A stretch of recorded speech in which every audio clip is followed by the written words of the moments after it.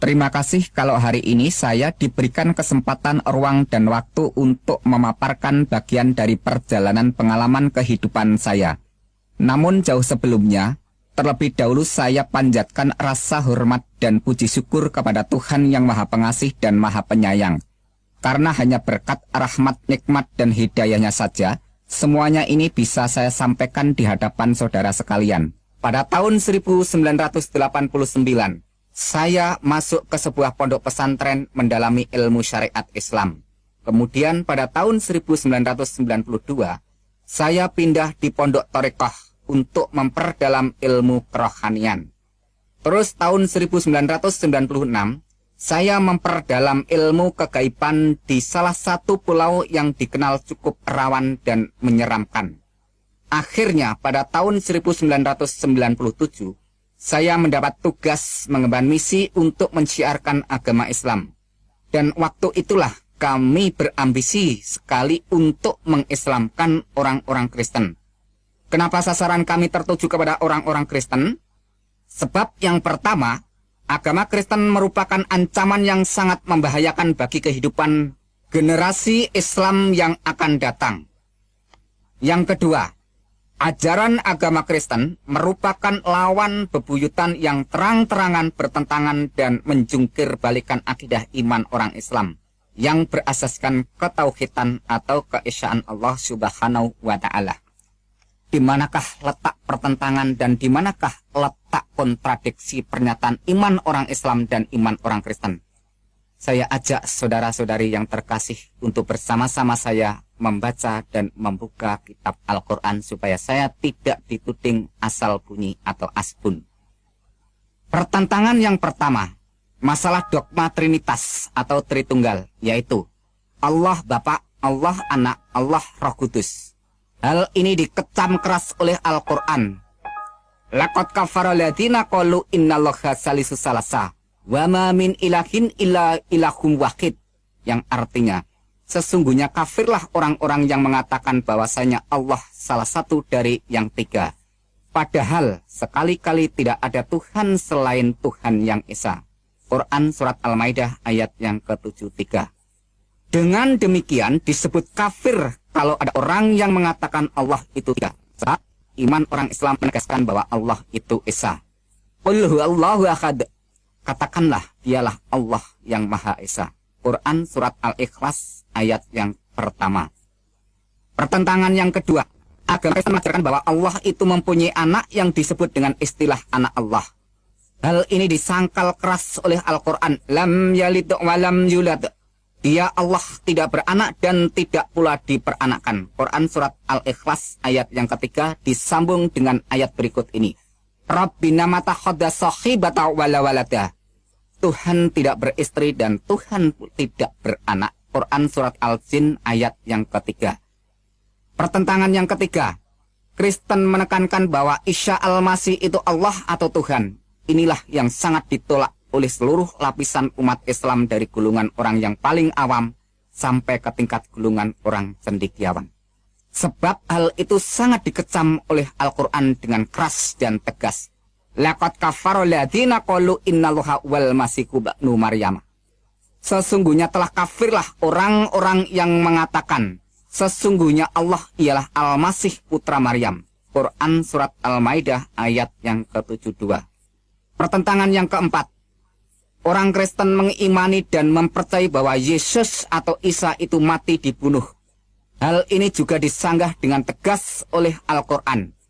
Wa qaulihim inna qatalada masiha Isa bana Maryama Rasulullahi wa ma qataluhu wa ma salabuhu walakin subihallahum wa innal ladzina ikhtalafu fihi lafi sakim minhu malahum bihi min ilmin illa tiba adhani wa ma qataluhu yaqina, yang artinya demikian. Dan karena ucapan mereka, sesungguhnya kami telah membunuh Al-Masih Isa putra Maryam, Rasul Allah. Padahal mereka tidak membunuhnya dan tidak menyalibnya, tetapi orang yang diserupakan dengan Isa bagi mereka. Sesungguhnya orang-orang yang berselisih paham pembunuhan Isa benar-benar dalam keraguan-raguan tentang yang dibunuh itu. Mereka tidak mempunyai keyakinan tentang siapa yang dibunuh itu. kecuali mengikuti persangkaan belaka. Mereka tidak pula yakin bahwa yang mereka bunuh itu adalah Isa. Quran Surat An-Nisa ayat yang ke-157. Pertentangan yang berikutnya yaitu yang kelima. Kitab orang Kristen yang dipegang sekarang sudah tidak suci atau asli lagi, karena sudah disembunyikan dan dirubah dengan pernyataan ayat Al-Quran. Ya ahlal kitabi qad ja'akum rasuluna yubayyinu lakum katsiran mimma kuntum tukhfuna minal kitabi wa ya'fu an katsirin. Qad ja'akum minallahi nurun wa kitabum mubin.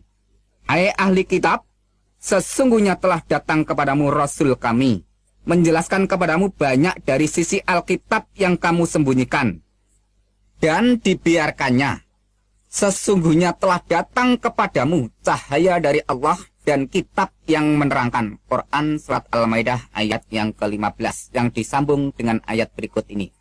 Afatadma'una ayyaminu lakum wa qad kana fariqum minhum yasma'una kalama Allahi summa yuqarifunahu min ba'dima aqaluhu wa hum ya'lamun. Yang artinya, apakah kamu masih mengharapkan mereka akan percaya kepadamu, padahal segolongan dari mereka mendengar firman Allah, lalu mereka mengubahnya setelah mereka memahaminya, sedang mereka mengetahui.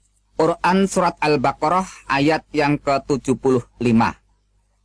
Dengan pernyataan ayat-ayat yang sudah saya ucapkan tadi, dengan dukungan penjelasan Injil Barnabas yang pada waktu itu saya baca sebagai rujukan, di mana kesimpulan penjelasan Injil Barnabas mengatakan bahwa yang disebut atau dikatakan Mesias, yaitu penyelamat, itu adalah Kanjeng Nabi besar Muhammad Shallallahu Alaihi Wasallam. Melihat data-data yang cukup akurat dan kuat, maka dengan demikian orang Kristen telah distempel dengan label atau dicap dengan sebutan orang kafir. Mulai dari semua penjelasan pernyataan tadi, serta dengan sebuah pegangan keyakinan Al-Quran, Surat Al-Imran ayat 19, yang demikian bunyinya, Inna dina indallahi Islam. Sesungguhnya agama di sisi Allah hanyalah Islam. Dengan kata lain, hanya agama Islam yang diridhoi Allah. Hanya agama Islam yang dibenarkan Allah. Maka, semua agama selain Islam tidak benar. Dengan demikian, semua pengikut agama selain Islam orangnya disebut kafir. Melihat kenyataan seperti itulah saya merasa kasihan terhadap orang-orang yang memegang keyakinan ajaran iman kekristenan, yang menyembah Nabi Isa Al-Masih sebagai Allah yang Maha Pengasih, Allah yang Maha Pengampun dosa, Allah yang menyelamatkan umat manusia. Padahal ajaran agama Islam mengatakan Allah itu mukhalafatuhu lil khawatisi, yaitu wujudnya tidak serupa dengan makhluknya. Mengapa Isa Al-Masih dianggap sebagai Allah yang kelihatan? Sangat mengherankan. Sebodoh itukah semua orang Kristen? Begitu buta mata hati rohani semua umat Kristen di dunia ini.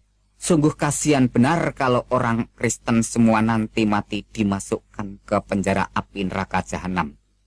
Maka dari itu saya berambisi sekali untuk menjelaskan keimanan Islam kepada orang-orang Kristen supaya tidak menyimpang jauh imannya. Tetapi ketika saya membaca sebuah majalah rohani orang Kristen, di situ saya temukan penjelasan seorang pendeta yang menguraikan tentang keesaan Tuhan yang diambil dari Ulangan 6 ayat yang keempat yang demikian bunyinya. Shema Yisrael Yahweh Elohinu Yahweh Echad. Yang artinya, dengarlah hai orang Israel, Tuhan itu Allah kita, Tuhan itu Esa. Demikian waktu itu saya baca. Ternyata orang Kristen sendiri tidak mengimani bahwa Allah itu tiga. Tidak seperti yang saya bayangkan selama itu. Jadi sebelum saya pergi untuk mengislamkan orang Kristen, saya memutuskan terlebih dahulu untuk mempelajari tentang iman orang Kristen yang sebenarnya. Di awal tahun 1997 itulah, secepatnya saya melangkah keluar rumah, berangkat menuju ke salah satu daerah Jawa Tengah untuk syiar agama Islam. Dengan sasaran langsung terjun campur dan berbaur ke rumah orang Kristen untuk mendialogkan keyakinan, keimanan, dan kebenaran ilahi yang hakiki.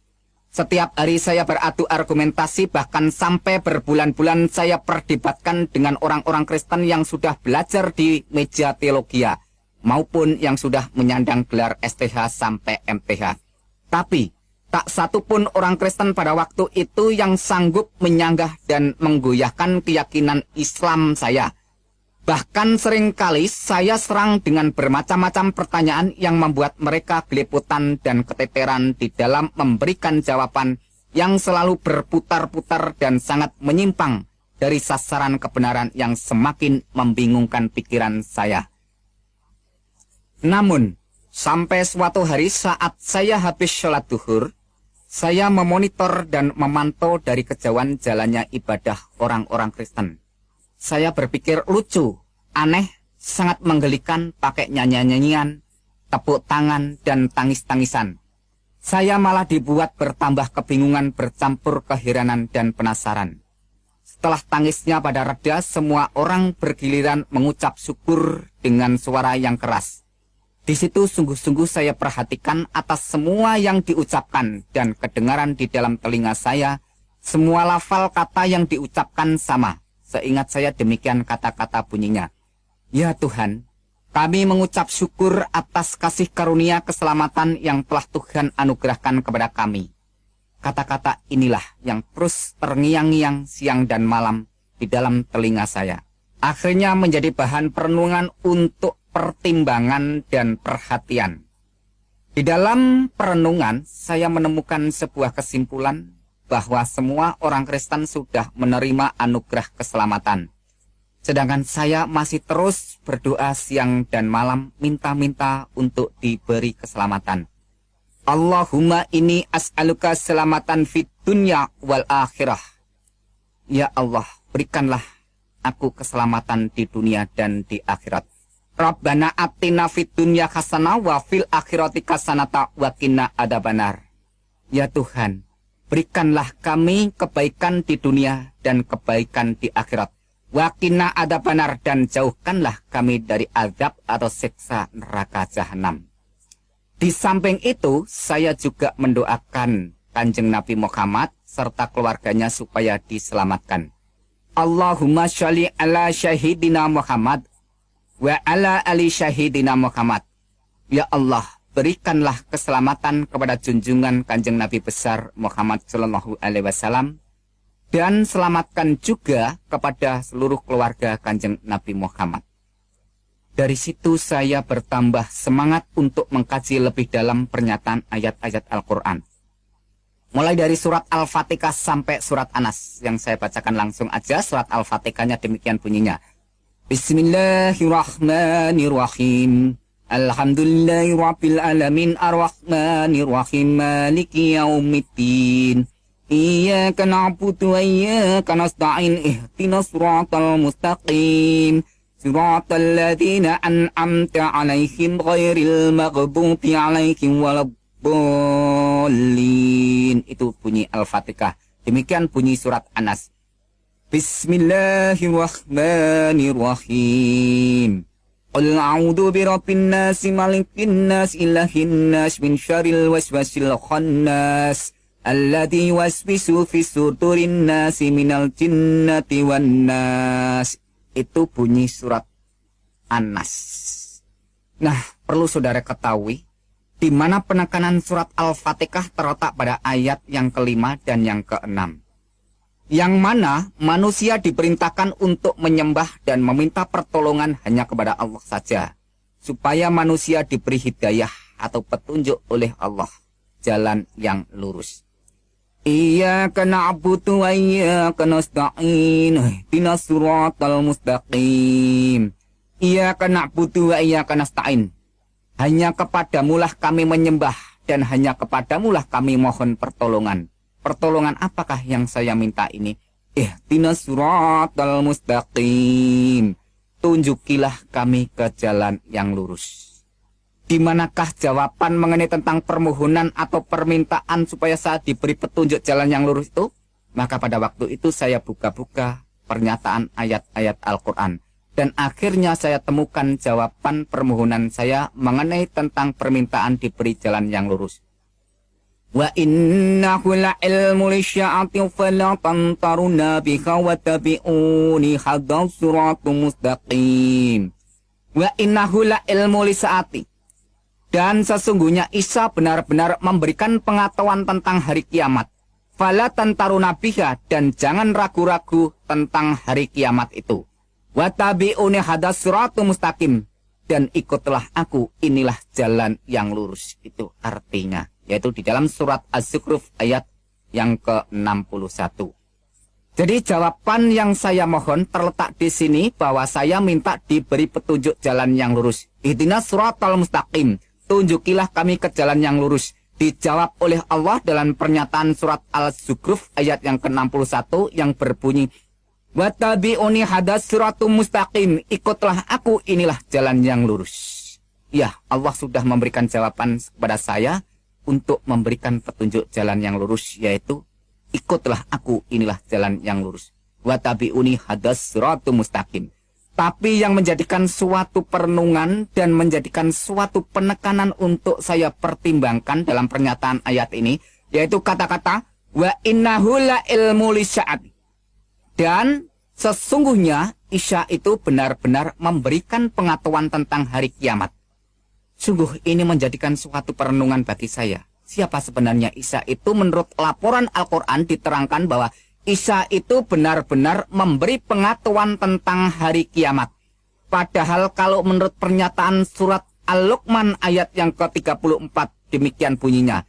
Innallaha indahu ilmu lisya'ati wa nudazzilu ghais, yang artinya sesungguhnya Allah hanya pada sisinya sajalah pengetahuan hari kiamat itu. Dengan kata lain, bahwa pengetahuan tentang hari kiamat itu hanya Allah yang mengetahui. Dengan lain kata, hanya Allah yang tahu tentang hari kiamat. Tetapi, mengapa Isa juga mengetahui tentang hari kiamat?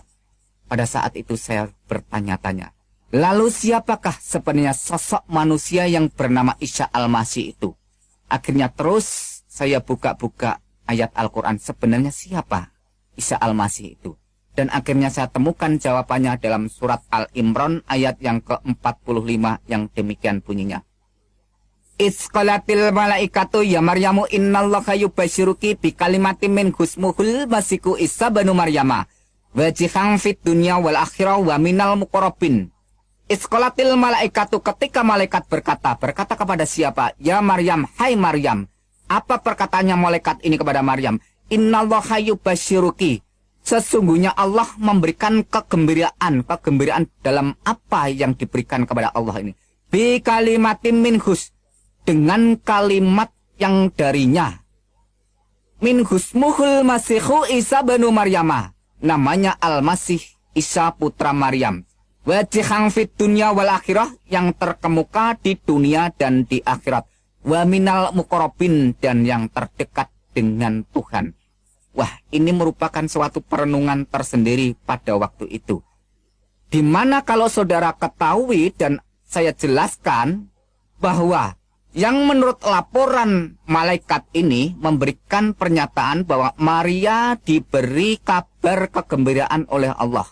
Dan apa bentuk kegembiraan itu? Yaitu bi kalimatin, yaitu dengan kalam, dengan firman atau dengan sabdanya Allah itu. Dengan kata lain, bahwa Maria ini mendapat kabar gembira berupa kalamnya Allah. Maka saya renungkan pada waktu itu, kalau begitu yang dikandung Maria itu adalah kalamnya Allah, firmannya Allah. Maka dengan kata lain, bahwa kalam yang ada di dalam gua Garbo maupun di dalam kandungan Maria yang menjadi manusia lahir, itulah yang disebut sebagai Mesias atau penyelamat.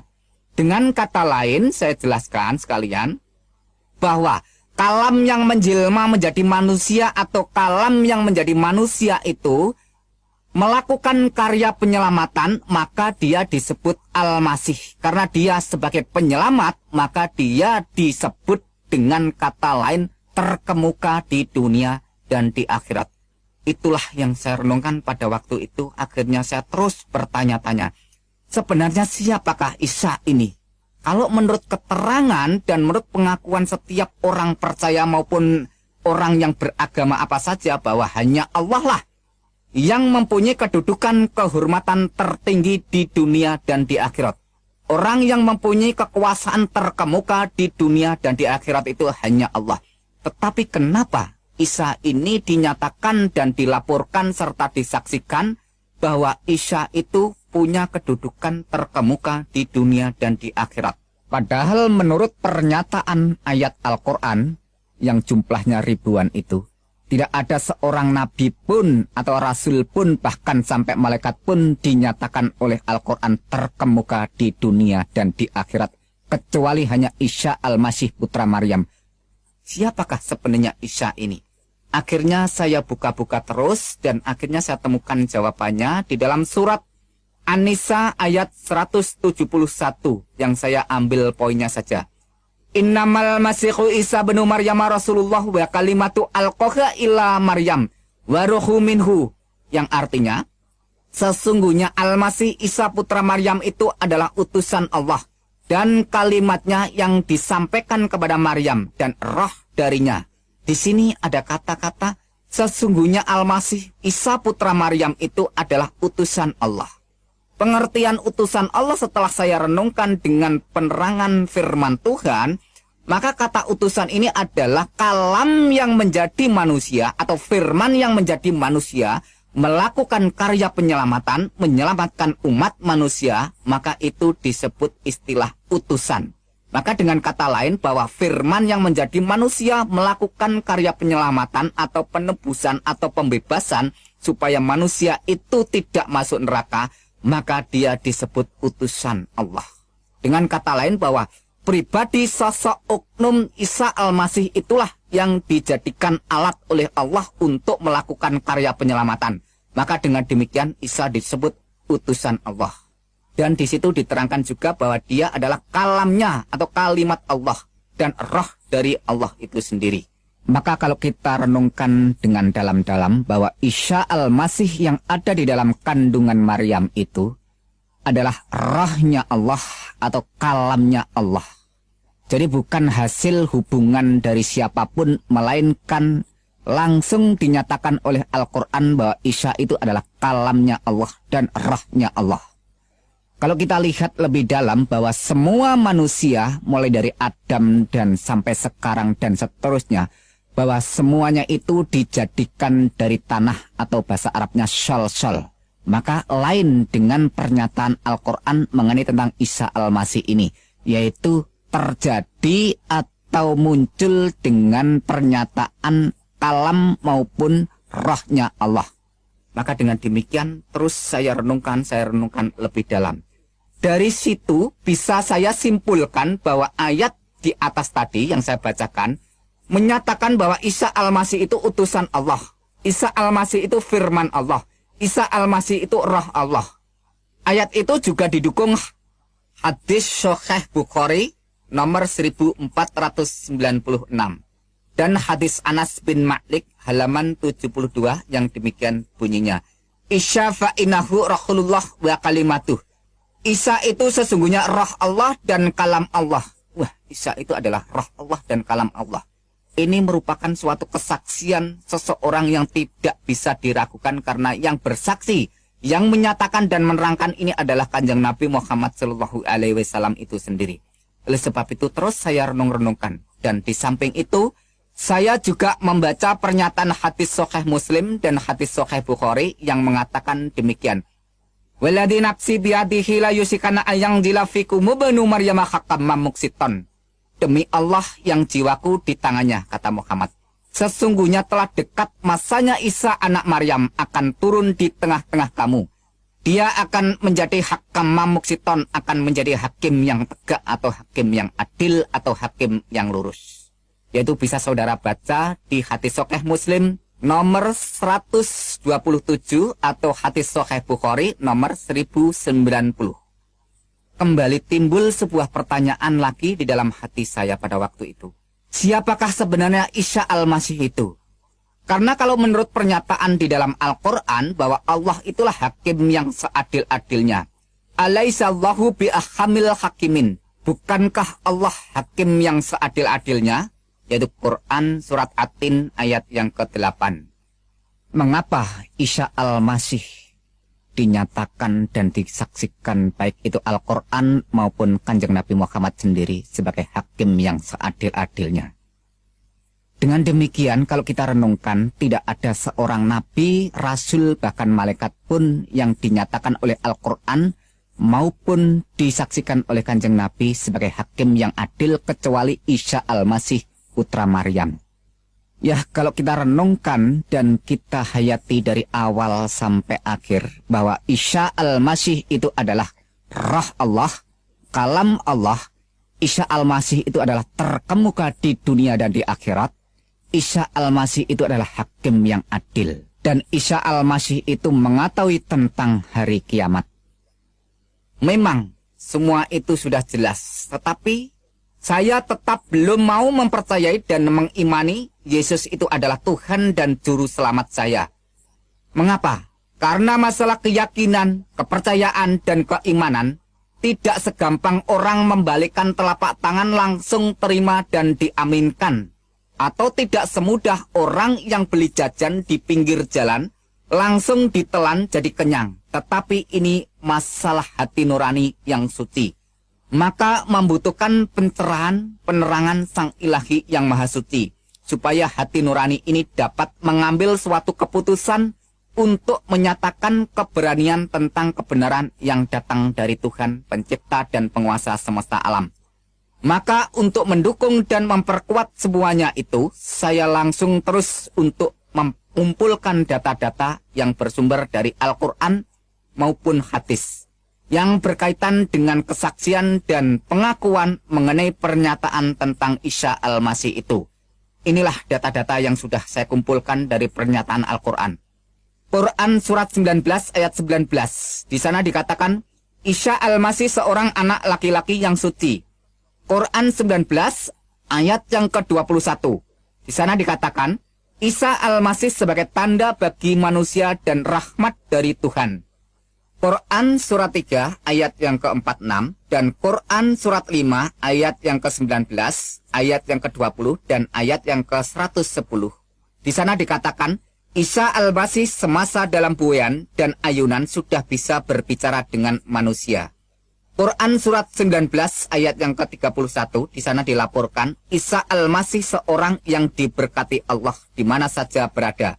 Quran surat 3 ayat yang ke-49 dan Quran surat 5 ayat yang ke-110, di sana diterangkan bahwa Isa membuat burung, menyembuhkan orang buta sejak lahir, menyembuhkan penyakit sopak atau lepra atau kusta, dan menghidupkan orang mati. Wah, ini luar biasa, perlu saudara renungkan.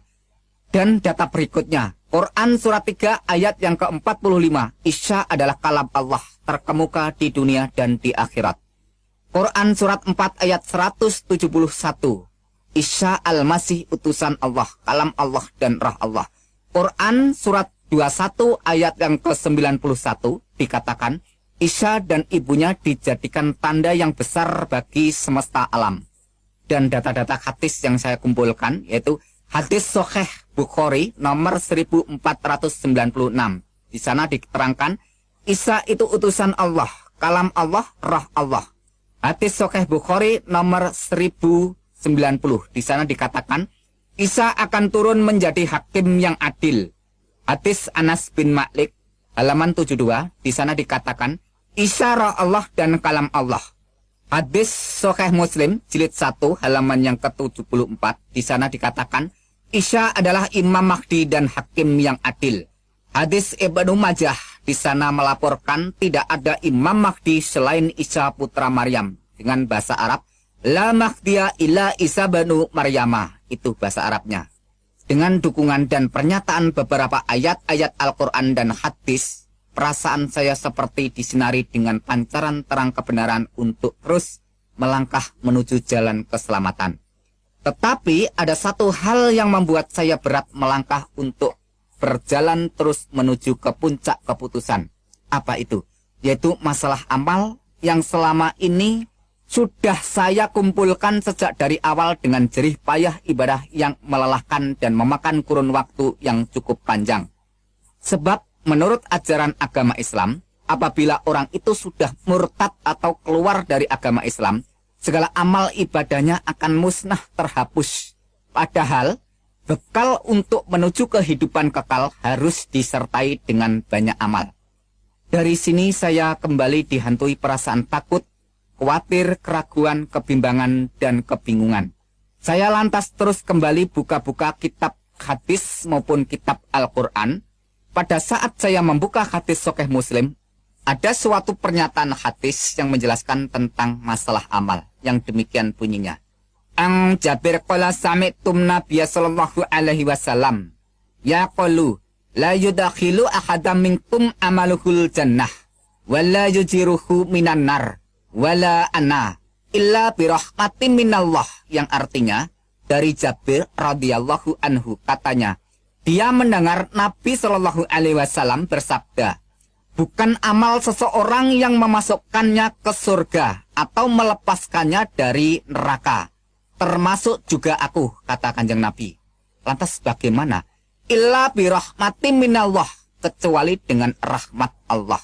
Hadis Sahih Muslim nomor 2412 sampai 2414. Dengan kata lain saya simpulkan bahwa hadis tadi menerangkan bahwa seseorang itu masuk neraka atau masuk surga bukan ditentukan oleh amal, melainkan illa birahmati minallah, kecuali dengan rahmat Allah. Dan Al-Quran pun juga menyatakan dengan jelas, yaitu Quran surat 44 ayat yang ke-40 sampai ke-42, yang demikian bunyinya. Inna yaumal fasli mikatuhum ajma'in. Sesungguhnya hari keputusan atau hari kiamat itu adalah waktu yang dijanjikan bagi mereka semuanya. Dilanjutkan ayat berikutnya. Yaumal la yuqni maulan amaulan syai'in walahum yungsarun.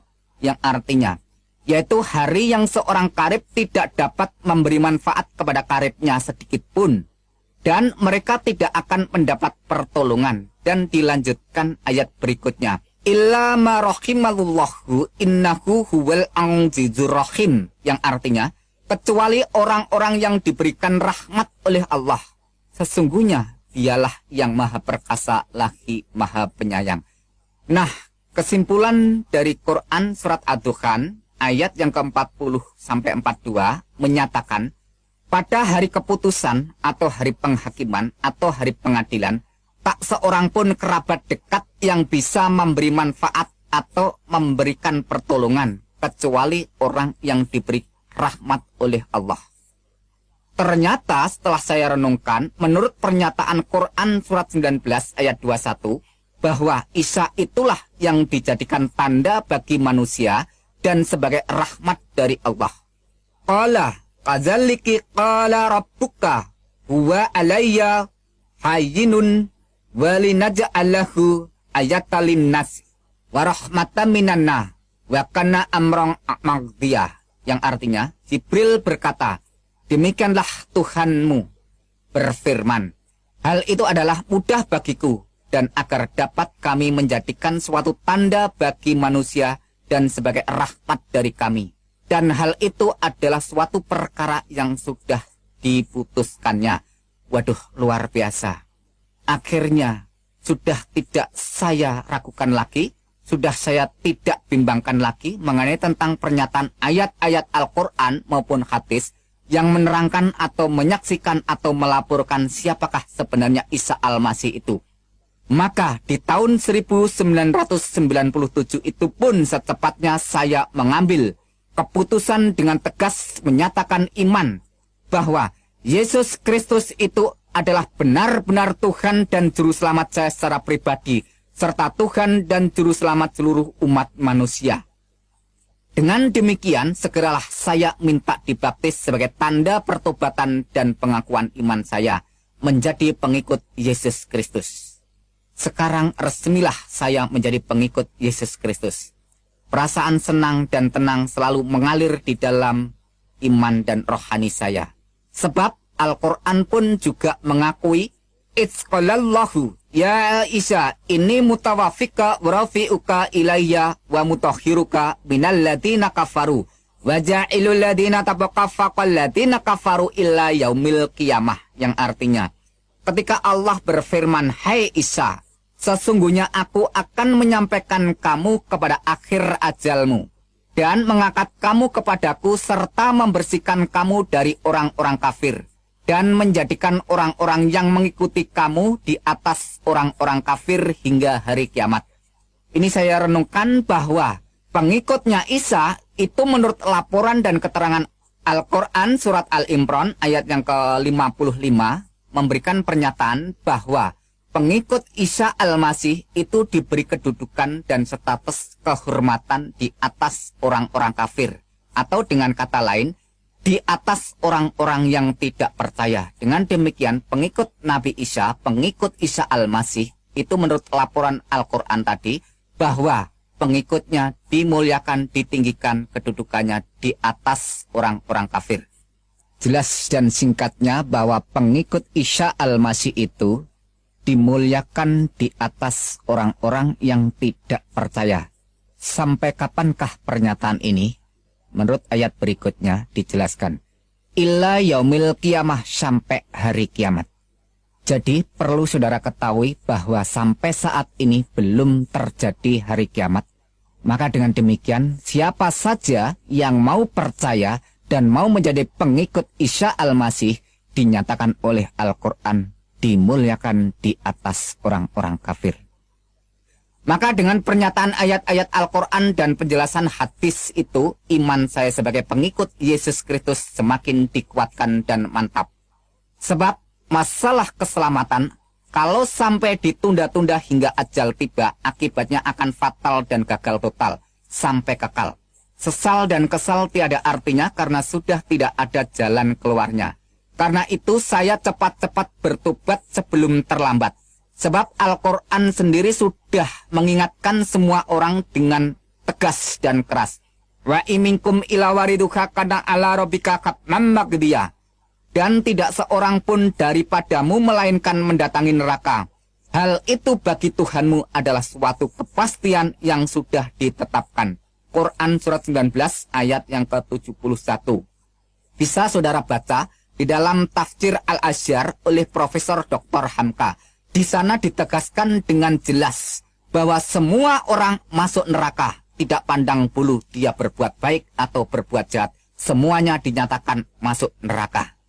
Nah, kenapa semua orang masuk neraka? Karena ada ayat Al-Quran yang berbunyi demikian.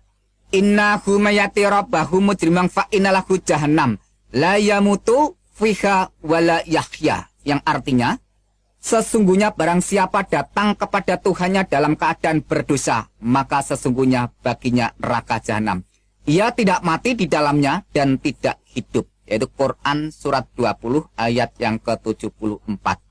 Nah, dengan kata lain bahwa setiap orang itu kalau ada dosa menghadap Tuhan, maka baginya adalah neraka jahanam.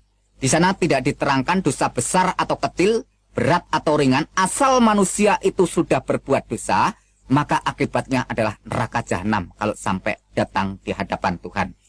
Setelah saya pelajari di dalam Alkitab bahwa Yesus itu mati untuk menanggung dosa umat manusia.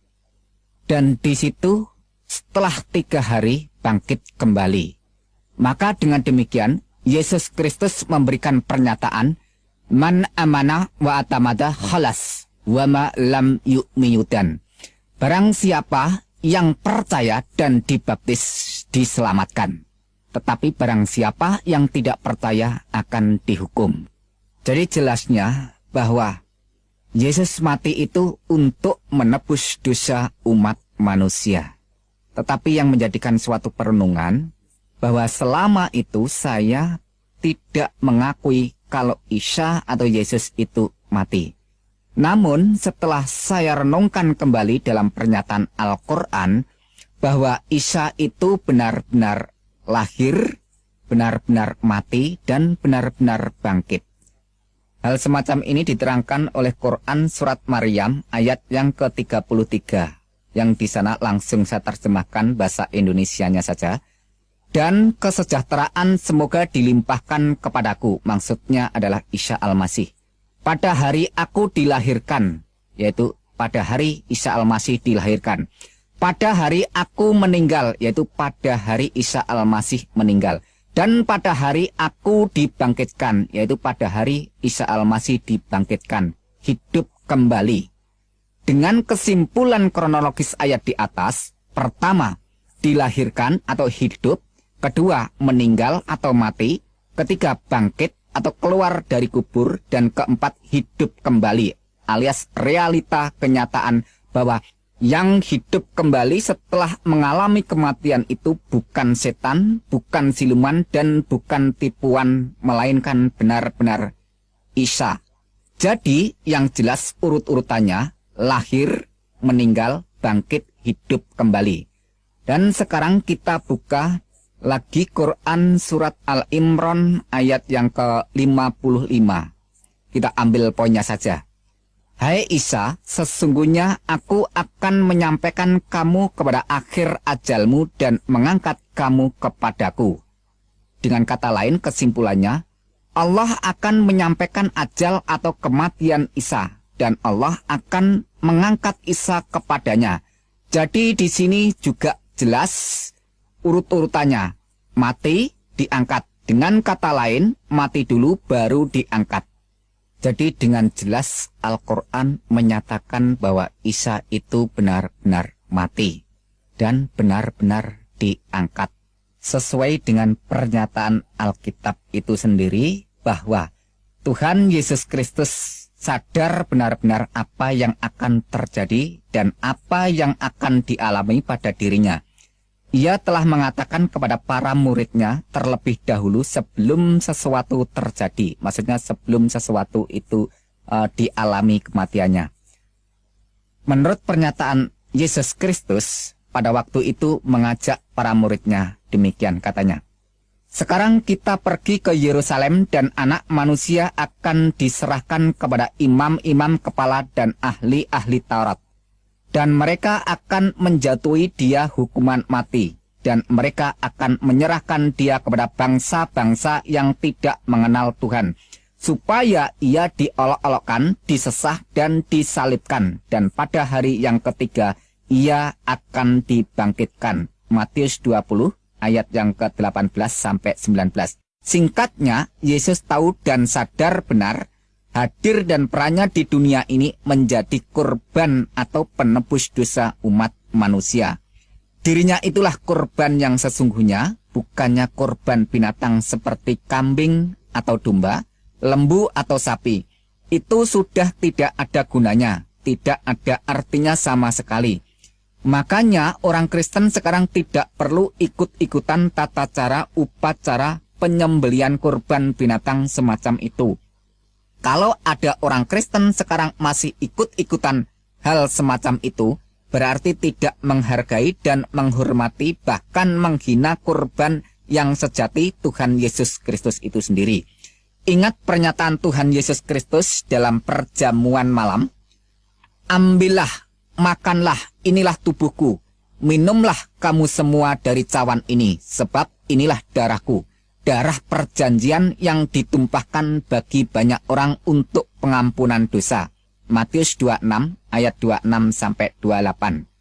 Dengan demikian, percaya iman sepenuh kepada Tuhan Yesus Kristus, orang itu hidupnya dijamin dengan pasti masuk surga.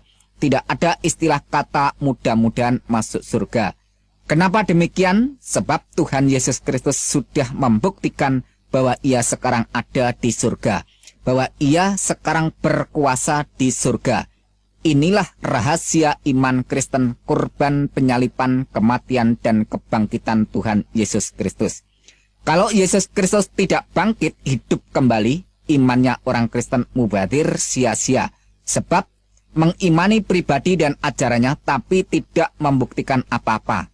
Mengajar kebangkitan tapi dia sendiri tidak bangkit. Mengajar atau menawarkan orang masuk surga, dia sendiri tidak membuktikan naik ke surga.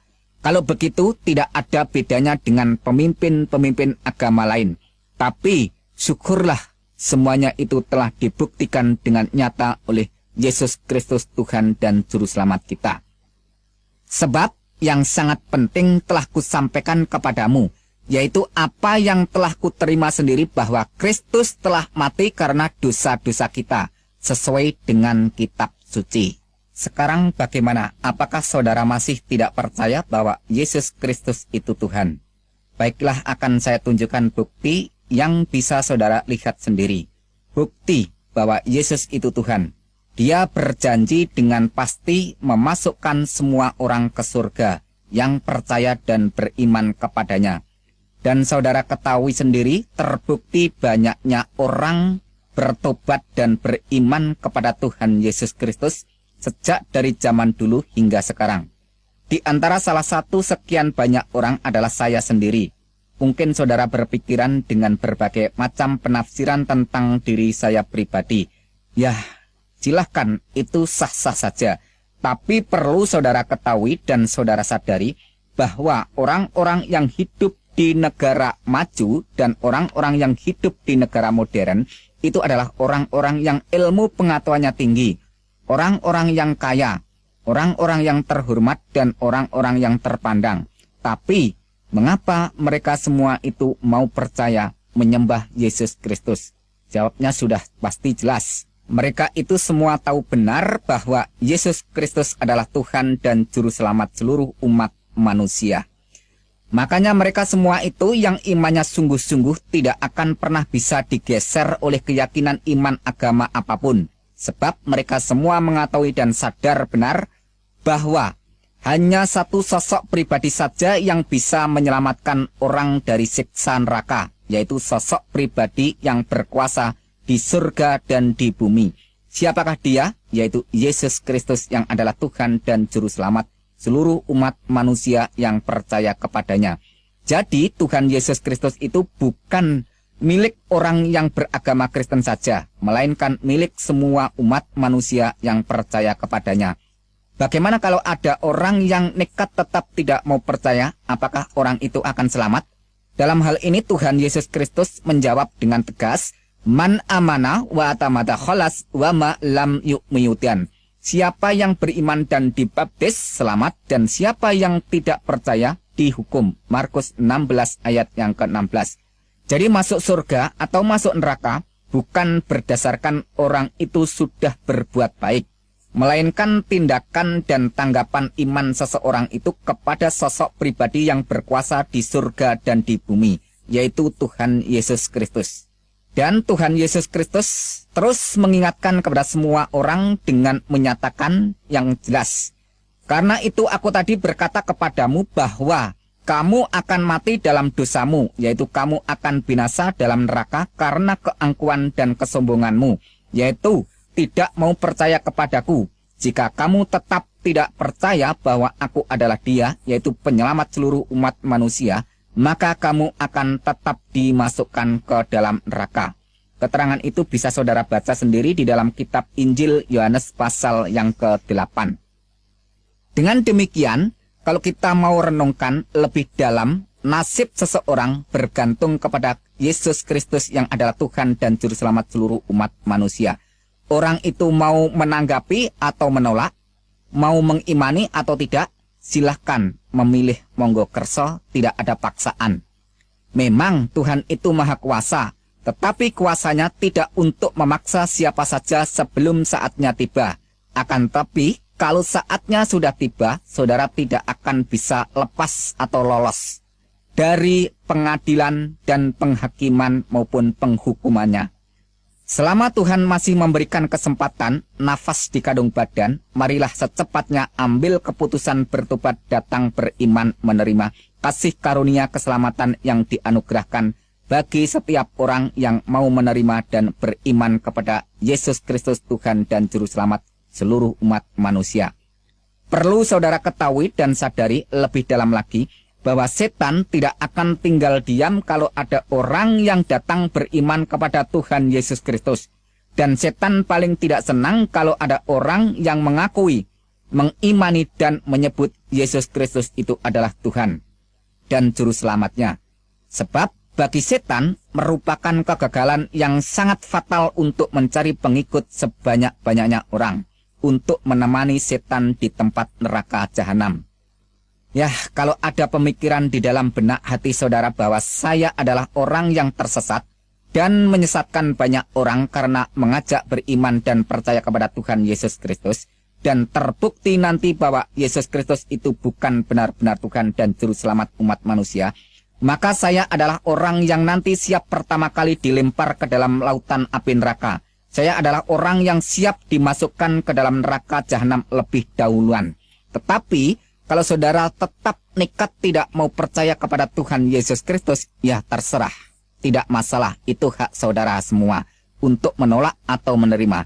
Akan tetapi tunjukkan bukti keberanian dan ketidakpercayaan saudara terhadap Tuhan Yesus Kristus. Katakan secara langsung ucapan saudara kepada Tuhan Yesus Kristus. Hai Yesus Kristus yang disembah oleh semua orang Kristen. Jika benar Engkau adalah Tuhan, jika benar Engkau berkuasa, tunjukkan kekuasaanmu di hadapanku. Ambil kesehatanku, ambil seluruh keluargaku, ambil seluruh harta benda kekayaanku. Ambil seluruh kebahagiaanku dan ambil seluruh kehormatanku. Kalau memang saudara berani, ulangi berkali-kali pernyataan ini. Saya meyakini secara pasti cepat atau lambat akan terjadi akibat peristiwa yang akan mengguncangkan kehidupan saudara. Perlu saudara ketahui dan sadari kalau terjadi sesuatu, cepat-cepatlah bertobat sebelum terlambat. Ya, masalah iman bukan karena ilmu pengetahuan, bukan karena ikut-ikutan, dan juga bukan karena warisan keturunan. Tetapi iman adalah rahasia Tuhan yang dikaruniakan kepada semua orang yang mau menanggapi dan mengimaninya. Maka orang itu akan merasakan dan mengetahuinya secara pribadi. Seperti kata pepatah yang mengatakan, malam yaduk alam ya'rif. Barang siapa yang belum merasakan, maka orang itu belum mengetahuinya. Maka untuk mengetahuinya, kita harus merasakan. Artinya kita harus bertindak melaksanakan iman yang sudah dikaruniakan Tuhan. Sekian kesaksian dan penjelasan dari saya. Kalau ada kesalahan, mohon maaf yang sebesar-besarnya. Tapi kalau semua ini jadi berkat, bersyukurlah kepada Sang Juru Selamat Tuhan Yesus Kristus. Di dalam kitab Injil Yohanes pasal 14 ayat yang ke-6, Yesus memberikan pernyataan, Akulah jalan dan kebenaran dan hidup. Tidak seorang pun datang kepada Bapa kalau tidak melalui aku. Dan tidak ada nama lain di bawah kolong langit ini selain nama Yesus Kristus yang bisa menyelamatkan umat manusia. Maka dengan pernyataan ini secara tegas bahwa Yesus itulah Sang Juru Selamat, jadi tidak perlu didoakan supaya dia selamat. Justru dia menawarkan siapa saja yang mau percaya kepadanya maka akan diselamatkan dan dijamin secara pasti karena Yesus Kristus sendiri sudah menyatakan bukti dengan konkret saat ini ada di surga, dan hal semacam itu tidak perlu diragukan karena Al-Quran sendiri mengakui bahwa Isa Al-Masih ada di sisi hadirat Allah. Dengan kata lain bahwa Isa Al-Masih sekarang ini ada di surga. Oleh sebab itu, marilah renungkan dan marilah kita benar-benar mau dan benar-benar mengimani bahwa dialah Sang Juru Selamat seluruh umat manusia. Sekarang saya ingin menjelaskan kesalahan yang sering menjadi kesalahpahaman. Yang pertama, kesalahpahaman di dalam menyikapi tentang dogma atau ajaran Trinitas Tritunggal, yaitu tentang ajaran Bapa, Anak, dan Roh Kudus. Karena adanya pernyataan Al-Quran yang berkata, sesungguhnya kafirlah orang-orang yang mengatakan bahwasanya Allah salah satu dari yang tiga. Quran Surat Al-Maidah ayat 73. Perlu diketahui, ratusan tahun sebelum Al-Quran turun, orang Kristen yang Alkitabiah sudah menyalahkan paham ajaran Trinitas semacam itu. Sebab yang dikatakan Al-Quran Surat Al-Maidah 73 adalah paham ajaran tentang Trinitas duniawi substansi trideis relasi biologis. Saudara bisa baca sendiri Quran Surat 6 ayat 101 dan Quran Surat 72 ayat 3. Ayat-ayat itu menyalahkan kalau Allah itu dianggap mempunyai istri lantas beranak. Quran Surat 5 ayat 75 menyatakan bahwa Isa dan ibunya itu adalah manusia biasa yang makan dan minum. Quran Surat 23 ayat 91. Ayat itu menyatakan kalau ada Tuhan yang lain pasti terjadi rebutan saling mengalahkan untuk menguasai ciptaannya. Sudah saya katakan bahwa ajaran Trinitas model begitu sudah ditentang iman orang Kristen lebih duluan sebelum Al-Quran menentangnya. Sebab Dogma Trinitas ketiga ilahiyah Alkitabiah adalah Bapa, Anak, Roh Kudus, di mana kata Bapa juga berbicara masalah Allah, kata Anak juga berbicara masalah Allah, kata Roh Kudus juga bicara masalah Allah. Jadi ketiganya tetap eksit berbicara tentang Allah, bukan membicarakan tentang ciptaan yang dituhankan, di mana kata Bapa berbicara tentang hakikat atau ausia oknum pribadi yang wajibul wujud, yang wajib ada keberadaannya. Kata Anak bicara tentang firman Allah yang nuzul atau turun menjadi manusia, yang melaksanakan karya keselamatan, menghapus dosa, dan membebaskan bagi orang-orang berdosa. Kata Roh Kudus berbicara tentang rohnya Allah, yang berdiam di dalam diri orang-orang yang beriman kepada Tuhan Yesus Kristus untuk memimpin, membimbing, dan memampukan orang-orang itu supaya mentaati dan melaksanakan segala perintahnya. Apakah kalau ada orang yang beriman tentang ketiga hal semacam itu dikatakan syirik, musyrik, atau kafir? Bukankah Al-Quran juga memberikan pernyataan tentang adanya Allah, tentang adanya firman Allah, dan tentang adanya roh Allah? Ingat dan catat bahwa roh Allah atau Roh Kudus bukanlah malaikat Jibril. Di dalam Alkitab maupun di dalam Al-Quran, malaikat Jibril tidak pernah memperkenalkan dirinya adalah Roh Kudus atau roh Allah.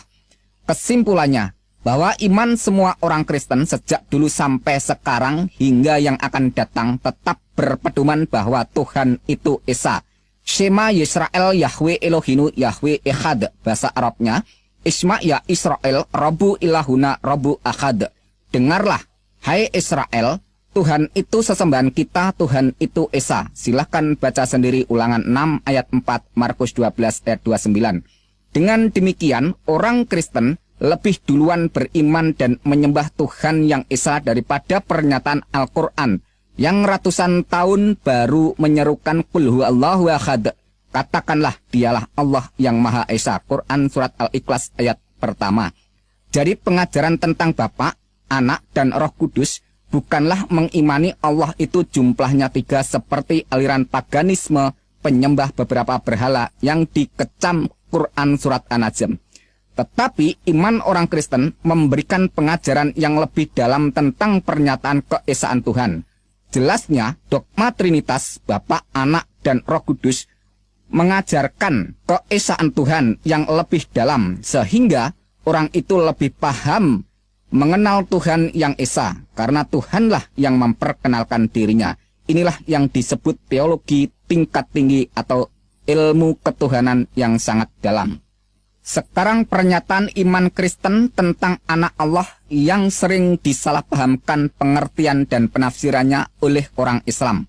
Karena adanya pernyataan Al-Quran yang mengatakan Allah tidak beranak dan tidak diperanakan. Quran Surat Al-Ikhlas ayat 3. Tuhan kami tidak beristri dan dia tidak beranak. Quran Surat Al-Jin ayat yang ketiga. Bagaimana dia mempunyai anak padahal dia tidak mempunyai istri. Quran Surat Al-An'am ayat 101. Iman orang Kristen yang Alkitabiah lebih duluan menolak paham iman semacam itu. Di mana ayat-ayat Al-Quran tadi kalau saudara teliti kembali menolak pernyataan anak Allah dalam konteks jasmaniah. Pengajaran tentang anak Allah semacam itu akan membingungkan semua orang, bahkan Al-Quran sendiri ikut keheranan dengan bertanya, bagaimana dia mempunyai anak padahal dia tidak mempunyai istri. Quran Surat Al-An'am ayat 101. Jadi anggapan Al-Quran pengertian kata anak Allah adalah anak secara jasmaniah, yaitu anak yang lahir karena Allah itu beristri. Pernyataan semacam itu kalau ditujukan kepada iman orang Kristen salah total dan salah besar. Di mana kata anak Allah dalam Alkitab bukan dalam pengertian anak secara jasmaniah, tetapi total non-duniawiyah.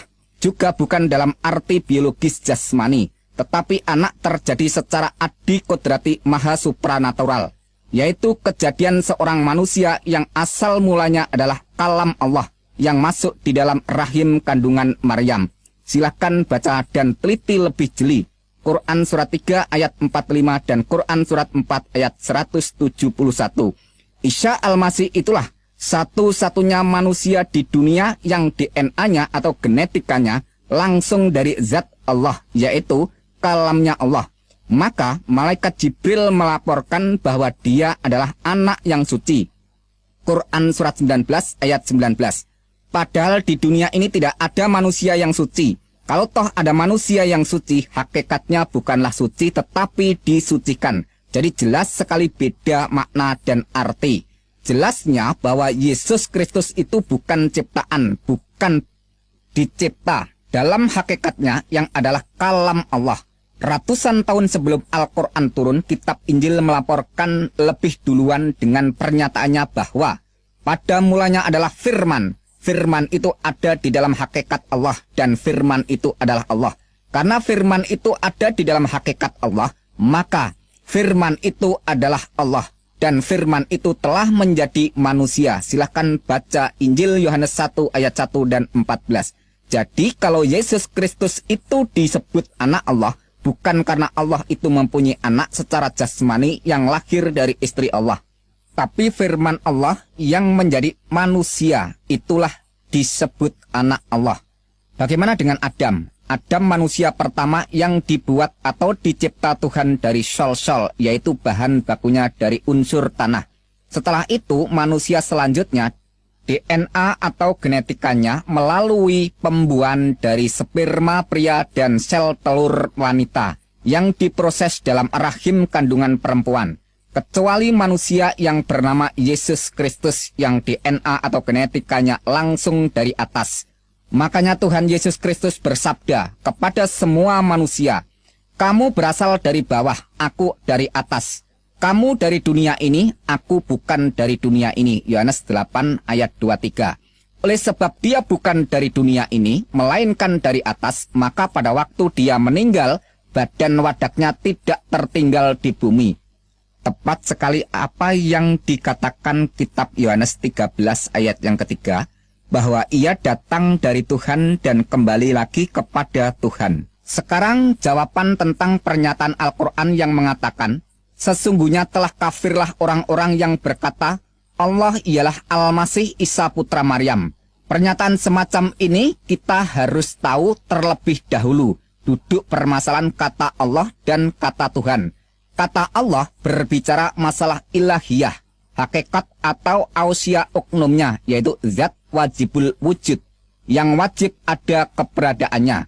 Sedangkan kata Tuhan berbicara masalah rububiyah, yaitu kekuasaan atau kuasa sang penguasa. Jadi kalau Yesus dikatakan Allah, itu mengacu pra keberadaannya atau sebelum keberadaannya menjadi manusia yang hakikat sebenarnya adalah firman. Karena dia itu hakikat yang sebenarnya adalah firman, maka sifatnya mukhalafatuhu lil khawadisi, yaitu tidak serupa dengan makhluk atau ciptaan. Kalau dia bukan ciptaan, lantas dia itu siapa? Dia adalah firman Allah yang menjadi manusia. Pada mulanya adalah firman. Firman itu di dalam hakikat Allah dan firman itu adalah Allah. Ingat dan catat bahwa firman itu adalah Allah. Lantas pernyataan ayat berikutnya menerangkan bahwa firman itu telah menjadi manusia. Yohanes 1 ayat 1 dan 14. Dan Quran surat 3 ayat 45, Quran surat 4 ayat 171, Al-Masih Isa putra Maryam itu adalah kalam Allah. Bahkan Rasulullah Muhammad SAW memberikan kesaksian bahwa Isa itu sesungguhnya roh Allah dan kalam Allah. Bisa saudara baca sendiri hadis Anas bin Malik dan hadis Sahih Bukhari 1496. Jadi jelas sekali baik Alkitab, Al-Quran dan hadis, ketiganya menyatakan bahwa Yesus Kristus atau Isa Al-Masih sebelum jadi manusia adalah kalam Allah. Sedangkan menurut kitab Injil Yohanes 1 ayat 1, firman Allah itu adalah Allah. Dan Yohanes 1 ayat 14 menerangkan bahwa firman itu telah menjadi manusia. Jadi Yesus Kristus disebut Allah karena dia adalah firman Allah. Sekarang kata Tuhan. Tuhan adalah kuasa atau kekuasaan sang penguasa. Seperti kalimat ini, Allahu Rabbul Alamin, artinya Allah Tuhan alam semesta atau Allah adalah penguasa alam semesta. Jadi kata Tuhan itu berasal dari kata Rabb yang artinya penguasa. Sekarang hubungkan dengan pengakuan dan pernyataan Yesus Kristus. Kepadaku telah diberikan segala kuasa di surga dan di bumi. Jelasnya Yesus Kristus berkata, "Aku berkuasa di dunia dan di akhirat." Dan Al-Quran sendiri melaporkan bahwa Al-Masih Isa putra Maryam seorang terkemuka di dunia dan di akhirat. Quran surat 3 ayat 45. Dan Al-Quran banyak sekali melaporkan tentang kekuasaan Isa Al-Masih, di antaranya memberitahu tentang hari kiamat, menghidupkan orang mati, membuat burung dari tanah, menyembuhkan bermacam-macam penyakit yang parah. Dan masih banyak sekali Al-Quran melaporkan kuasa Isa yang melebihi seluruh para nabi dan seluruh para rasul mana saja. Silakan saudara baca, cek sendiri di dalam pernyataan ayat-ayat Al-Quran yang jumlahnya ribuan itu. Jadi yang disangkal Quran surat Al-Maidah ayat 72, wujud kemanusiaannya Isa Al-Masih, yaitu anak Maryam. Sebab Allah itu bukan anak Maryam. Allah itu ada sebelum segala sesuatu ada. Tepat sekali bahwa Tuhan Yesus Kristus sendiri juga berkata, "Aku adalah yang awal dan yang akhir." Jelasnya, segala sesuatu belum ada, Yesus Kristus sudah ada. Dan segala sesuatu tidak ada, Tuhan Yesus Kristus tetap ada. Karena Dia itu Sang Maha Ada, Asyar Hayah, dan yang mengadakan segala sesuatu yang tidak ada menjadi ada. Maka Dia berhak disembah dan wajib disembah. Kalau tidak, malah berdosa. Sekarang masalah Alkitab yang sering dituding sudah tidak asli lagi karena sudah dirubah.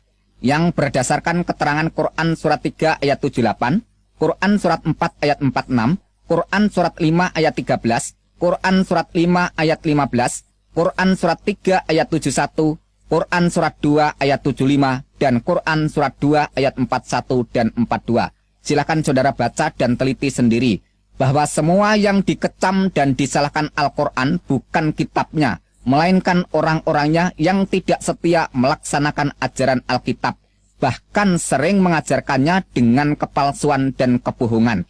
Jelasnya, yang disalahkan Al-Quran bukan Alkitabnya, melainkan para pelakunya atau orang-orangnya.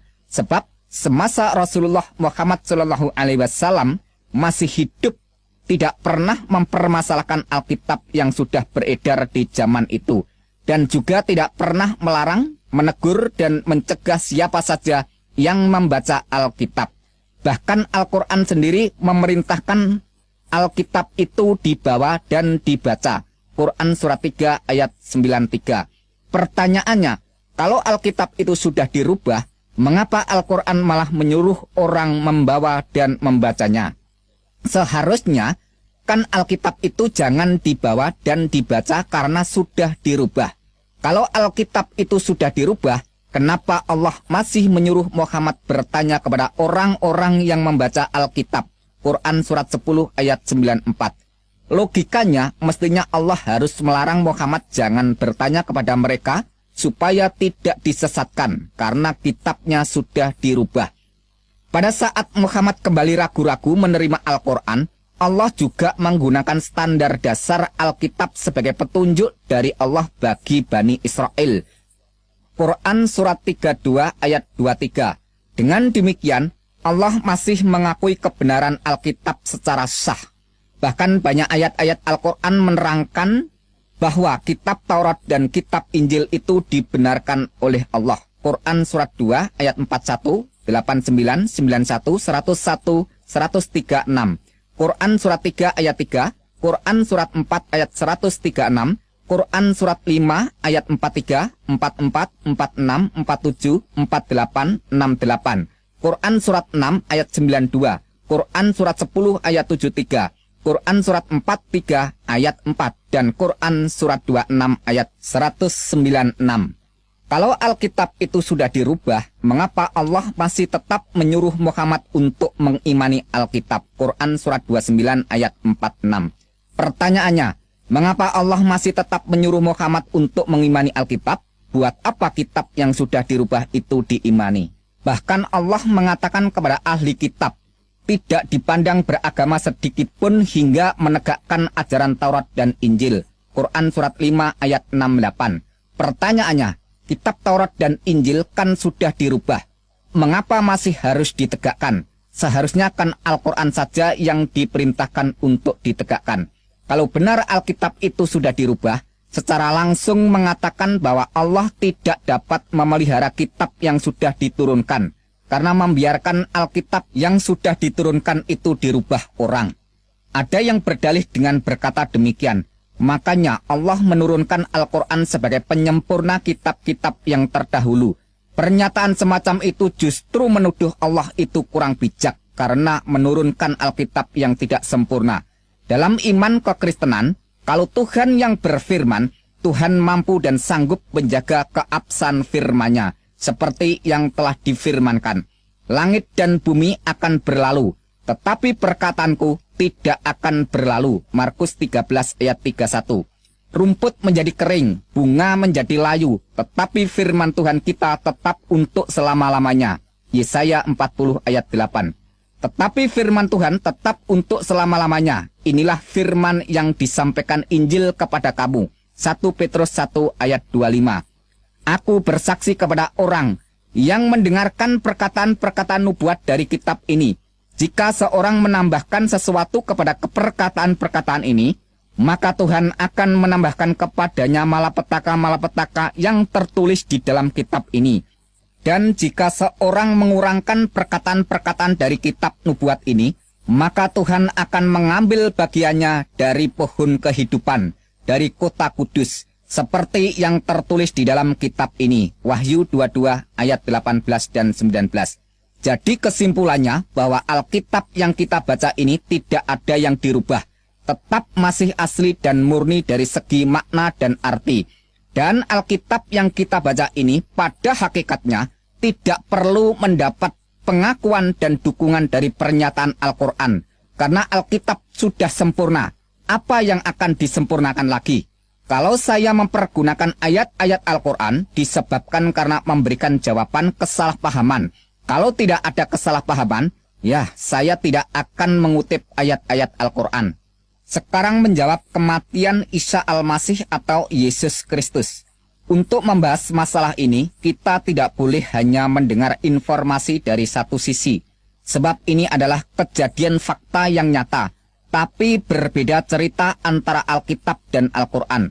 Maka salah satunya harus ada yang membuktikan kebenarannya. Quran surat 4 ayat 157 melaporkan bahwa Isa tidak dibunuh dan disalib, melainkan orang yang diserupakan Isa. Tapi di sisi lain, Quran surat 19 ayat 33 memuat pernyataan Isa yang berkata, "Dan kesejahteraan semoga dilimpahkan kepadaku pada hari aku dilahirkan, pada hari aku meninggal, dan pada hari aku dibangkitkan hidup kembali." Jadi jelasnya, Al-Quran melaporkan bahwa Isa itu dilahirkan, kemudian meninggal, lantas dibangkitkan, terus hidup kembali. Keterangan berikutnya Quran surat 3 ayat 55, Allah menyatakan dengan berfirman, "Hai Isa, sesungguhnya aku akan menyampaikan kepada akhir ajalmu dan mengangkat kamu kepadaku." Jadi jelasnya Allah menyatakan kematian Isa dulu baru mengangkat Isa kepadanya. Singkatnya, Isa mati dulu baru diangkat ke hadiratnya. Tapi mengapa Quran surat 4 ayat 157 itu mengatakan bahwa Isa tidak dibunuh dan disalib? Lantas ayat 158 mengatakan, "Tetapi Allah telah mengangkat Isa kepadanya." Sekarang renungkan pelan-pelan. Dulu Al-Quran mengatakan Isa itu lahir, kemudian meninggal, lantas dibangkitkan, terus hidup kembali. Dan Allah sendiri menyatakan Isa itu mati dulu baru diangkat kepadanya. Tapi tiba-tiba muncul keterangan yang bertentangan bahwa Isa tidak mati, tetapi diangkat Allah. Pertanyaannya, kenapa Allah membiarkan berjuta-juta orang salah paham sampai 600 tahun kemudian baru diinformasikan bahwa yang mati itu bukan Isa melainkan orang lain yang diserupakan Isa? Kenapa Tuhan yang Maha Suci jauh dari dusta, sifatnya berubah demikian? Membiarkan orang tertipu sampai waktu sekian panjang lamanya. Kalau yang mati itu bukan Isa, melainkan orang lain yang diserupakan Isa, pertanyaannya, siapakah orang yang diserupakan Isa itu? Siapakah nama orang yang diserupakan Isa itu? Apakah yang mati itu tidak berkata bahwa dia bukan Isa? Dari keluarga siapakah orang yang diserupakan Isa itu? Dari asal daerah manakah orang yang diserupakan Isa itu? Apakah seluruh keluarganya tidak menerangkan bahwa yang disalib itu bukan Isa melainkan keluarganya? Bagaimana para tetangga dan teman-temannya apa juga ikut bungkam? Tahukah apa penyebabnya Isa Al-Masih itu dituntut hukuman mati dengan jalan disalib? Apakah karena menciarkan atau mendakwahkan ajarannya? Oh, tidak sama sekali. Melainkan pernyataan dan pengakuannya yang mengatakan bahwa kedudukan dirinya sederajat atau sama dengan Allah. Bagi semua orang, pernyataan semacam itu dianggap menghujat Allah. Dan hukumnya harus dibunuh mati. Sekarang bagaimana keterangan dari Alkitab tentang kematian Yesus Kristus? Menurut pernyataan dari Alkitab, semua orang mengakui bahwa yang mati di salib itu benar-benar Yesus Kristus. Dan Tuhan Yesus Kristus sendiri mengakui bahwa dirinya telah mati tapi hidup kembali. Kata Tuhan Yesus Kristus, "Jangan takut, aku adalah yang awal dan yang akhir dan yang hidup. Aku telah mati, namun lihatlah, aku hidup sampai selama-lamanya." Wahyu pasal 1 ayat 17 dan 18. Coba sekarang renungkan yang bersangkutan sendiri mengakui, tapi orang lain tidak mau mengakui. Ini namanya lucu sekali. Kematian Tuhan Yesus Kristus yang sangat terpenting adalah untuk menebus, menghapus, dan mengampuni dosa umat manusia. Sejak waktu itu, Yesus mulai menyatakan kepada para murid-muridnya bahwa ia harus pergi ke Yerusalem dan menanggung banyak penderitaan. Dan pihak tua-tua, imam-imam kepala, dan ahli-ahli Taurat lalu dibunuh dan dibangkitkan pada hari ketiga. Matius 16 ayat 21. Dan Tuhan Yesus kembali mengulangi lagi pernyataannya itu di hadapan para murid-muridnya, serta mengajak mereka pergi ke Yerusalem. Sabdanya, "Sekarang kita pergi ke Yerusalem, dan anak manusia akan diserahkan kepada imam-imam kepala dan ahli-ahli Taurat, dan mereka akan menjatuhi dia hukuman mati, dan mereka akan menyerahkan dia kepada bangsa-bangsa yang tidak mengenal Tuhan, supaya ia diolok-olokkan, disesah dan disalibkan. Dan pada hari yang ketiga, ia akan dibangkitkan." Matius pasal 20 ayat 18 dan 19. Setelah sampai di kota Yerusalem, saatnya tiba makan malam. Ketika itu Tuhan Yesus Kristus mengambil roti dan cawan atau tempat minuman. Sambil menyodorkan makanan dan minuman, Tuhan Yesus Kristus berkata kepada para muridnya, "Ambillah, makanlah, inilah tubuhku. Minumlah kamu semua dari cawan ini, sebab ini adalah darahku, darah perjanjian yang ditumpahkan bagi banyak orang untuk pengampunan dosa." Matius pasal 26 ayat 26 sampai 28. Kesimpulannya bahwa Tuhan Yesus Kristus benar-benar mati untuk mengampuni dosa orang banyak.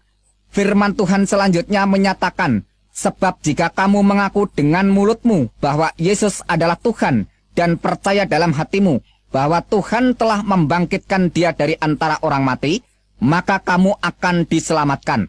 Karena dengan hati orang percaya dan dibenarkan, dan dengan mulut orang mengaku diselamatkan." Roma 10 ayat 9 dan 10. Tentang dialah semua nabi bersaksi bahwa barang siapa percaya kepadanya, ia akan mendapat pengampunan dosa oleh karena percaya kepada Tuhan Yesus Kristus. Kisah Para Rasul pasal 10 ayat 43. Dan di dalam Al-Quran surat Ali Imran ayat 55, Allah juga memberikan kesaksian tentang pengikut Isa Al-Masih yang demikian sebagian bunyinya. "Waja'ilul ladina tabaka fokal ladina kafaru illa yaumil qiyamah," yang artinya, "Dan menjadikan orang-orang yang mengikuti kamu," yaitu Isa, "di atas orang-orang kafir hingga hari kiamat." Oh, luar biasa, jelas sekali bahwa Allah memberikan status kedudukan para pengikut Isa di atas orang-orang kafir, atau memberikan kedudukan, kehormatan yang mulia di atas orang-orang yang tidak percaya. Sampai kapankah pernyataan itu berlaku? Ila yaumil qiyamah, sampai hari kiamat. Sedangkan hari kiamat sampai saat ini belum tiba. Wah, ini kesempatan yang sangat terbuka bagi siapa saja yang mau percaya. Makanya kami lihat wajah orang-orang Kristen itu pada ceria dan bahagia, penuh kelimpahan berkat rahmat dunia akhirat. Itulah kunci rahasia bagi siapa saja yang mau percaya. Sekarang masalah kitab palsu Injil Barnabas. Yang perlu saudara ketahui terlebih dahulu, siapakah orang yang bernama Barnabas itu? Barnabas adalah seorang keturunan suku Lewi yang berasal dari Pulau Siprus. Dia menggabungkan diri dengan para rasul setelah Tuhan Yesus Kristus naik ke surga. Kisah Para Rasul 4 ayat 36 dan 37. Dengan demikian, Barnabas bukanlah salah seorang dari 12 rasul yang dipilih langsung oleh Tuhan Yesus Kristus. Dan dia tidak pernah menulis kitab yang bernama Injil Barnabas. Lantas, siapakah yang menulis sebuah kitab palsu Injil Barnabas itu? Penulis kitab palsu Injil Barnabas adalah seorang keturunan Ismail. Dari mana bisa kita ketahui? Dari keterangan kitab palsu Injil Barnabas itu sendiri. Pasal 192 menerangkan demikian. Seluruh kitab ini aku belum dapat membacanya, karena pejabat tinggi agama itu di dalam perpustakaannya, aku membaca, telah melarang aku, mengatakan bahwa seorang keturunan Ismail telah menulisnya. Jelasnya demikian. Pejabat tinggi agama melarang untuk membaca kitab itu karena yang menulis kitab itu adalah seorang keturunan Ismail. Sudah jelas kita ketahui bahwa sepanjang sejarah tidak pernah ada seorang keturunan Ismail menulis kitab Injil. Dan kita ketahui bahwa kitab palsu Injil Barnabas ditulis sekitar abad ke-13 atau sekitar tahun 1300 Masehi. Dari mana kita ketahui kalau ditulis sekitar tahun itu? Dari keterangan kitab palsu Injil Barnabas yang menerangkan demikian, pasal 82 dan pasal 83, bahwa tahun Yubel diperingati setiap 100 tahun sekali. Padahal tahun Yubel yang sebenarnya diperingati setiap 50 tahun sekali sesuai yang tercatat di dalam kitab Taurat Imamat pasal 25 ayat 8 sampai 13. Tapi mengapa kitab palsu Injil Barnabas itu mengatakan bahwa tahun Yubel diperingati setiap 100 tahun sekali? Penulis kitab palsu Injil Barnabas telah terjebak ketidaktahuannya bahwa yang mengubah peringatan tahun Yubel dari setiap 50 tahun sekali diubah menjadi setiap 100 tahun sekali adalah Paus Bonifacius VIII pada tahun 1300 Masehi. Dengan demikian, bisa kita ketahui bahwa kitab palsu Injil Barnabas ditulis setelah abad ke-13 atau sekitar tahun 1300 Masehi. Kalau penulis Injil Barnabas itu adalah seorang rekan para rasul, keturunan suku Lewi dari Pulau Siprus, pasti sudah jelas dicatat pada abad pertama, bukan dicatat pada abad ke-13. Yang perlu diteliti lebih jeli lagi bahwa penulis kitab palsu Injil Barnabas tidak memahami situasi kondisi geografi daerah setempat. Di mana pasal 20 kitab Injil palsu Barnabas menceritakan bahwa Yesus dari Galilea menuju ke daerah Nazaret naik perahu. Padahal semua orang di sana sudah pada tahu kalau daerah Nazaret itu letaknya di daratan pedalaman, bukan di seberang lautan. Mana mungkin ada orang yang mau menuju ke daratan pedalaman naik perahu. Yang menjadikan perhatian sangat mengherankan di dalam kitab palsu Injil Barnabas pasal 21, merekam pengakuan setan yang menyatakan jumlah setan yang merasuk ke dalam diri orang yang kerasukan adalah 6.666 setan. Bukankah jumlah 6.666 setan jumlah bilangan yang sangat mengejutkan? Keterangan di dalam kitab palsu Injil Barnabas pasal 42, pasal 43, pasal 83, pasal 97, dan pasal 163 menerangkan bahwa Yesus menolak kalau dirinya dikatakan Mesias atau Al-Masih. Mesias atau Al-Masih yang sebenarnya adalah seorang pesuruh Allah yang bernama Muhammad. Pernyataan kitab palsu Injil Barnabas itu sangat bertentangan dengan keterangan Al-Quran yang mengatakan bahwa Al-Masih adalah Isa putra Maryam. Quran surat 3 ayat 45 dan Quran surat 4 ayat 171. Sekarang pertanyaannya, siapakah sebenarnya yang disebut Al-Masih di dalam Al-Quran? Yang benar keterangan dari Alkitab palsu Injil Barnabas atau keterangan dari Al-Quran? Sebab menurut kitab palsu Injil Barnabas yang dikatakan Al-Masih adalah Muhammad. Sedangkan menurut pernyataan Al-Quran, Al-Masih itu adalah Isa putra Maryam. Apakah keterangan kitab palsu Injil Barnabas yang tidak selaras dengan pernyataan Al-Quran itu masih tetap dipertahankan untuk dijadikan pegangan kebenaran? Sekarang masalah pernyataan Al-Quran yang mengatakan Inna dina indallahil Islam, yang artinya Sesungguhnya agama di sisi Allah hanyalah Islam. Dengan kata lain, sesungguhnya agama yang diridhoi di sisi Allah hanyalah Islam. Saya katakan pernyataan itu sah dan benar untuk imannya orang-orang yang beragama Islam. Tapi pertanyaannya, apakah kalau sudah beragama Islam pasti masuk surga? Bagi kami orang-orang Kristen, tujuan imannya bukanlah mencari agama yang benar, tapi tujuan iman orang Kristen adalah keselamatan jiwa. Dan keselamatan itu sudah dikaruniakan Tuhan Yesus Kristus. Dalam firman-Nya mengatakan, Behasikem et taklit immunatekem et Yesuat nafsu tekem. Yang artinya, karena kamu telah mencapai tujuan imanmu, yaitu keselamatan jiwamu. 1 Petrus 1 ayat 9. Jadi tujuan iman orang Kristen bukan mencari agama yang benar, tetapi keselamatan jiwa. Karena hakikat kebenaran hanya terdapat pada Sang Maha Benar. Dalam sabdanya Tuhan Yesus Kristus berkata, Akulah jalan dan kebenaran dan hidup. Tidak ada seorang pun yang datang ke surga kalau tidak melalui aku.